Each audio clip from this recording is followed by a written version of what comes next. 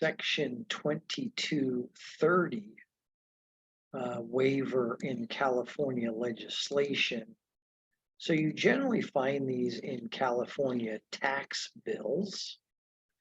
And Section 2230 is in the Revenue and Taxation Code. So you'll come across a provision that says, notwithstanding Section 2230 of the Revenue and Taxation Code, no appropriation is made by this act, and the state shall not reimburse any local agency for any sales and use tax revenues lost by it under this act. So what's the purpose of this language? Well, Section 2230 of California's Revenue and Taxation Code, the CRTC, basically requires the state to annually reimburse cities and counties for the net loss of revenues from any statute that was enacted. And that's been in place since January 1, 1973.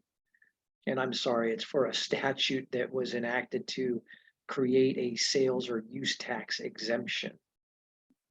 And so as a result of CRTC Section 2230, the language I read to you that you find in Rev and Tax Code bills that create an exemption is included in a bill that provides a partial or a full exemption from California's imposition of the sales and use tax.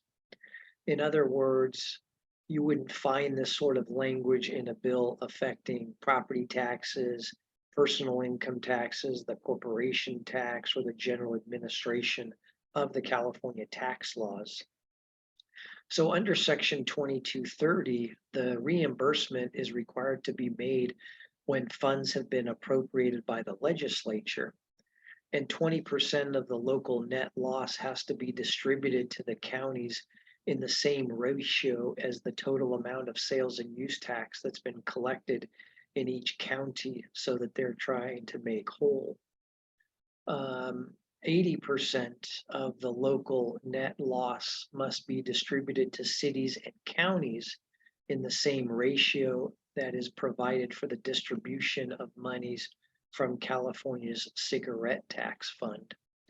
So when a bill proposes a partial or full exemption from the state sales or use tax, the bill can remain silent, in which case the legislature is required to reimburse local governments for the lost revenues that are attributable to that exemption. On the other hand, if the legislature does not want to reimburse local governments for their loss of revenue, then the disclaimer language must be included in that bill.